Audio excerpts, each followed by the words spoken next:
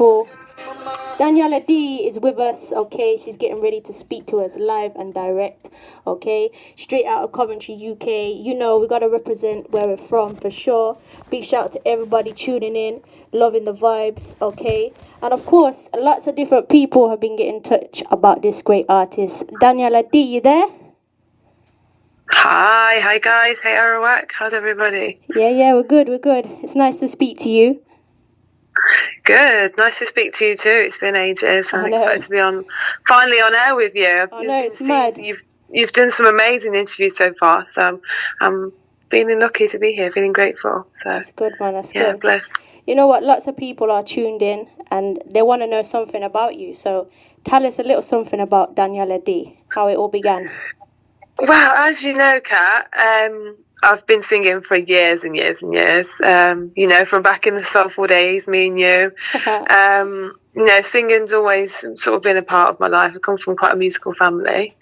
Yeah, so I've been in choir since a kid, you know, learned to play instruments and stuff like that. And then from when I left university, I think it was, I studied actually geography, nothing music related, which is really funny. Because it was like I was really good at that at school, but it turned out after uni and I went into teaching, thought that's what I wanted to do, and it just wasn't for me. Do you know what I mean? Like the vibes and like that sort of lifestyle. So I was like, you know what? And that was nearly 2 years ago now. So I left that job and got a part-time job, and ever since then I've just sort of been working on music. Played in two different bands and doing a bit of modelling, and that's where I am now. So it's only sort of this year I've started doing solo stuff. Okay. And it's been great because, you know, to actually see people that I don't know, you know, a lot of people support me that I do know, which is great. I'm so grateful for. But to see people that I don't know come and support me, it's a new thing and it's brilliant. So, for real. Yeah, that's where I am. Definitely. At the moment. So, you know, you spoke about you have musical family, musical background. Obviously, we know, well, I know E.T. and the crew, but tell the listeners out there who don't know a little something about your family background. Yeah. So, yeah, my dad, Trevor, also knows E.T. Rockers locally, as you said. So he's been on the music scene since he's 65 now, but he's been on the music scene coming up to nearly, you know, coming up to 50 years. Doing DJing and all sorts. He's been in lots of bands, but him and a few others, Charlie Anderson notably, who's part of the Selector, they started up one of the first sound systems in Coventry called Kat-a-lyst, and they played all sorts of Jamaican music, you know, not just reggae and dub, but ska, even Motown, you know, they played all sorts. So they started a culture off in Coventry. For that, so it's sort of carrying on that legacy in a way, which I'm trying. Not only am I trying to do, but I think there's a lot of us at the moment that are pushing for, you know, a better music scene in Coventry. You know, as we were planning to do it at the start of May this year, obviously plans had to be shut down and postponed. So yeah, I think it's just about carrying on a positive music legacy for the city, you know, amidst everything else that's going on, you know. Definitely. And, you know, with that experience that your dad has, does he ever give you any advice and say, you know what, don't do it like that, do it like this? Share something with us. I think one of the most important things I've learned from my dad is just to be your authentic self as much as possible, and to use the things that keep you unique to your advantage as much as you can, you know? Yeah. Because there is a lot of, I think what's great about living in these times is the accessibility we have. You know, my dad always says back in his day, if they had laptops and all this equipment we have now, we can basically just record and make an album at home, you know, for relatively low cost if we have the right equipment and we know what to do. And it's absolutely great. I think it's great that people can release music from wherever and whenever now. But I think it's just remembering that with that, not necessarily everybody that releases things is not necessarily going to be good quality music. So I think it's just to always, you know, drills into me, you know, remember just to be authentic, as authentic as you can with everything you do, and that's what will For real. bring the right things into your life ultimately, and keep you on the right path to where you're going. Yeah, for real. You said earlier you were in bands. Tell the listeners which bands you were in and how you've adapted to being a solo artist now. From then, so I was first, after I come back from uni, I was first in Rooted and Booted with George and the crew. So I was playing keys. So that's sort of a reggae, ska, sort of punk fusion band as well. And it was cool. That was sort of the first time being on stage playing a live instrument, rather than singing and stuff.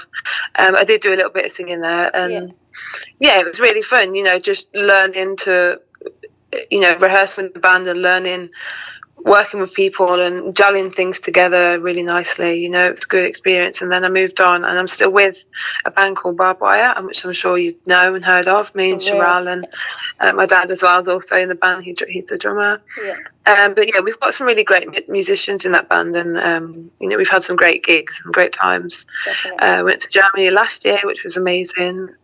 Since from sort of being in bands, it's given me that confidence to be on a stage. But I think it's completely different when you're on your own, because I think most of the stuff, my solo stuff, is written, is very personal. It's written by me, and so I think going on stage and doing that, it's a whole new level of sort of confidence that you have to have. So I think that's something that I've been learning, I guess, this year. And I had obviously my first couple of shows coming up this month, but unfortunately not going ahead anymore because of lockdown. So I'm going to try and use the time productively anyway, and try and write some new material. And for real, we just got to stay positive with everything that's going on. Definitely. Yeah. You know what? Speaking of some of the songs that you've done, like Sweetest Taboo, Touch, tell us something about those songs, because I like the confidence in Sweetest Taboo for sure. Thank you. Well, I think for Sweetest Taboo, it's a Sade song, obviously, and a lot of people had said to me, "Oh, you should do a Sade cover. You sound really good," and stuff like that. So I thought, okay, I'll have a go. And with that one, I thought, you know what, I'm going to try and put it behind a bashment sort of dancehall style beat and see how it sounds. So I put it into Logic, put the beat in, and started singing behind it, and it sounded really good. So I thought, you know what, let's just produce it into a full song. And that was that really. But it's always sort of the spontaneous decisions that turn out to be quite good, in terms of music and creativity. So that was that one. The same with Touch as well. Me and my producer was just sort of messing around in the studio, come up with some good chords, put a simple but effective beat behind it, and that was it. The song was born in one night. So I think it's just about keeping simplicity but making it beautiful in a way. Yeah, for real. And there's a video as well, isn't there, for Sweetest Taboo? There is, not one for Touch yet, but for Sweetest Taboo, So how did that come about? That's on YouTube if you want to go check it. So with that, what was the story? I knew it was. I'd never really done a music video, I think. So I thought, this is the one that I'd like to. This is the song that I want to put one to. It's the first one. We just sort of picked sort of 2 locations. Went around near sort of Kenilworth and Warwick and recorded around the forests, and and did some really pretty shots, riding the bike and stuff like that. And I just thought I'd keep it simple and sweet, just sort of like the song, And it was really good. It was me and I'm sure you know Raj from Track Recording, that recorded it. So it was really good fun. Okay. And you spoke earlier about playing instruments. Do you think it's important to play instruments as an artist as well? I think it definitely helps. And if you're a writer, or sort of a producer, definitely does help. Because I don't know, for me, I don't know about anybody else, but sometimes you'll get like a melody come to your head or an arrangement come to your head. You'll get inspired by something, whether it's a song on the radio or a bird that you've seen in the sky. It could be anything, and it brings a song to your head. And to be able to capture that idea in the way it sounds in your head, it does help if you do have some sort of musical awareness. So I would encourage anybody to learn an instrument, even if it was to just to a sort of a average level, it really does help in order to write your own things. Yeah, definitely. Definitely. You know, I seen you, I think about a month or so ago now, with Maccabee, International Sound, and Angel A. Yeah. How did that come about? So I think Maccabee just contacted me and said they were doing like a live stream. Yeah. And I was like, oh, well, I've never performed anywhere sort of live on my own. So I thought, you know what? Life happens outside the comfort zone, doesn't it? So I was like, yeah, okay. I was just like, yeah, I'm going to do it. Okay. And yeah, it went down really well. I think it was good to have that opportunity to perform.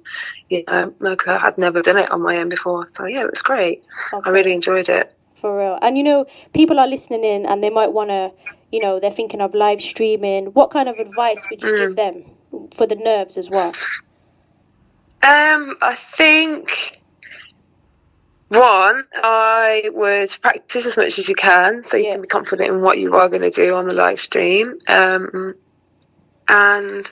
yeah, also just sort of ask to hear if you're worried about whether your viewers are going to like what you're going to stream or whatever. You could maybe ask them for requests, ask them what they'd like to hear from you, because then you can be confident that you're going to deliver something that they're going to enjoy, you know.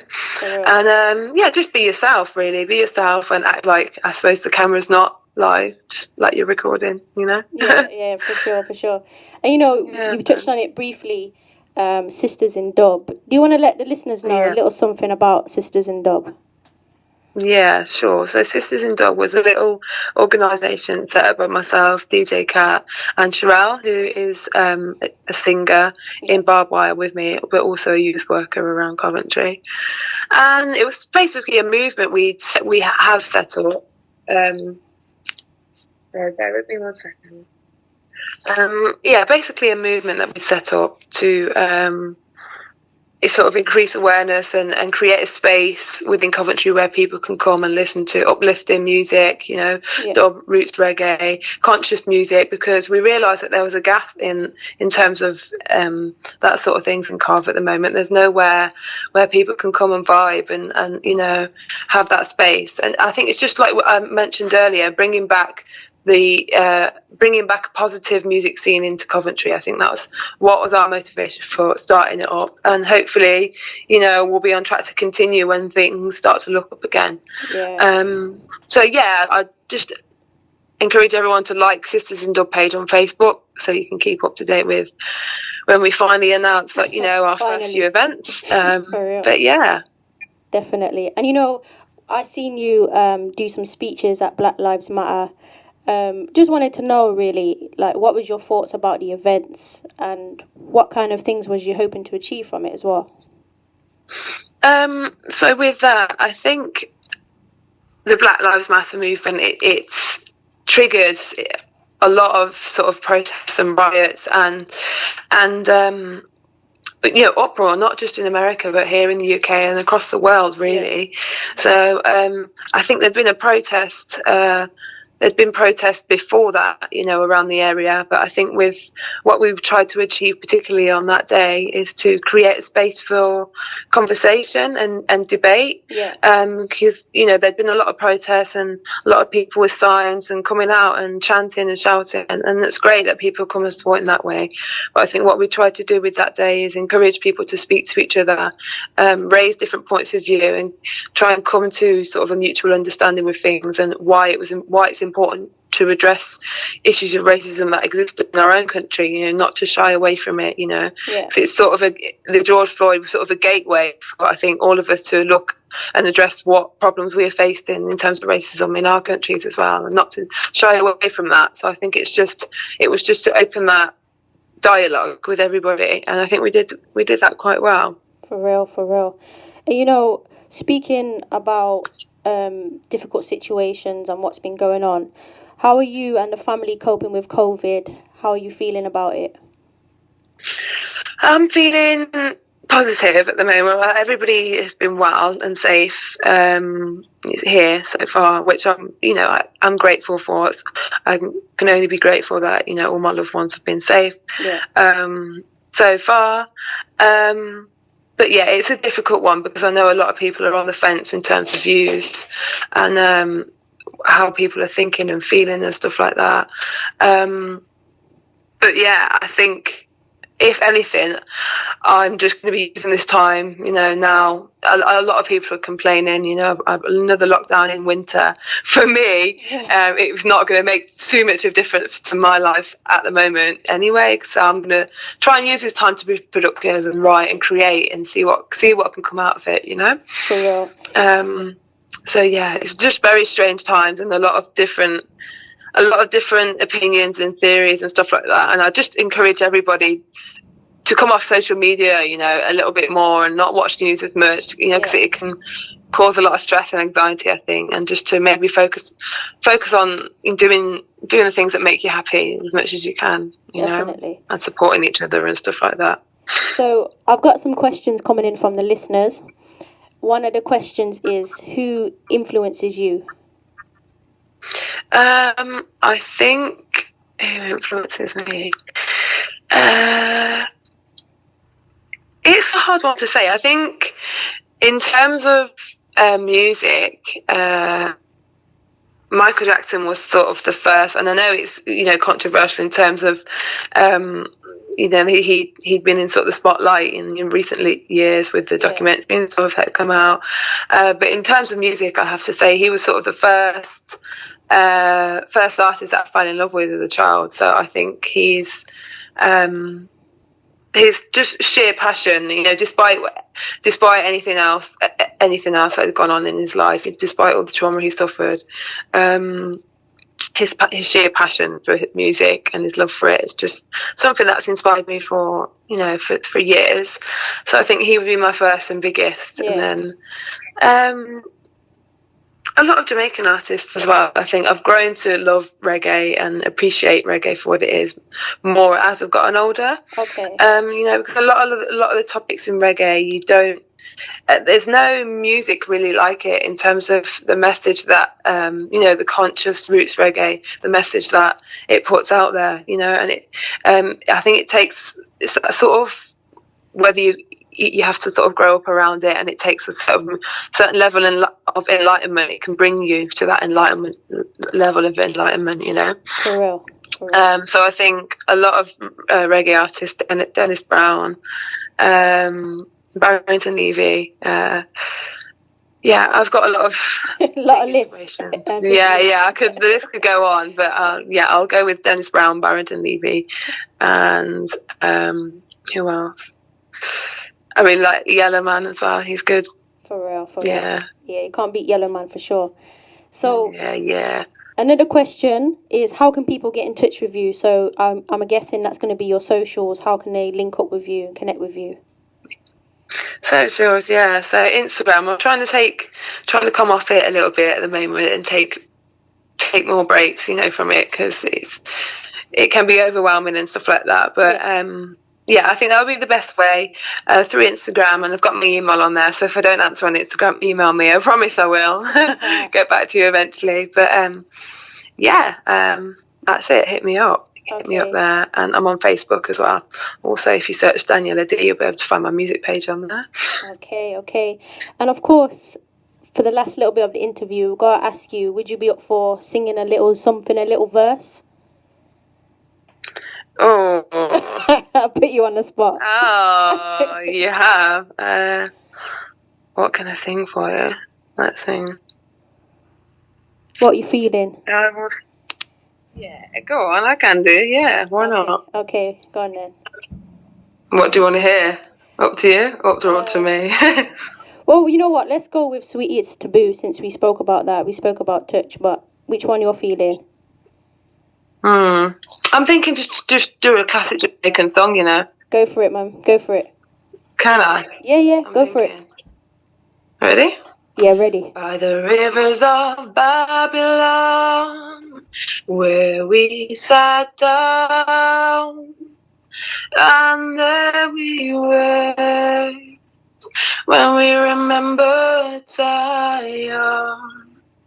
By the rivers of Babylon, where we sat down, and there we were, when we remember Zion, that the wicked carry us away, captivity required from us a song.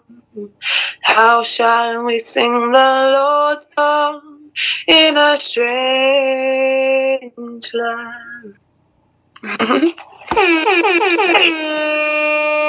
Yeah, for real. Nice. Definitely. So, you know what, we're coming towards the end. Is there anything you'd like to say to the listeners out there before we go?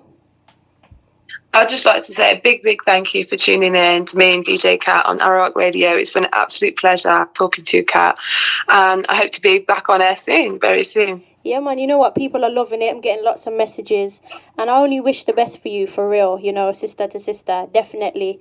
Keep the link. Likewise. And say hello to the family for me, and please do keep safe, yeah? I will do. Okay. I'll keep the link up, Kat. Nice to speak to you. You too. Speak soon. Bye-bye. Bye. Yes, people, you heard it here. The great sounds of Danniella Dee. Okay, if you get a chance, please do go and support her. Big shout out to everybody who has been showing some love, showing support through fire, through comments, asking the questions. It's always appreciated. And of course, you got to big up a Coventry girl still. This tune now coming up is the great sounds of Sweetest Taboo. Okay, and it's by Danniella Dee. Check it out.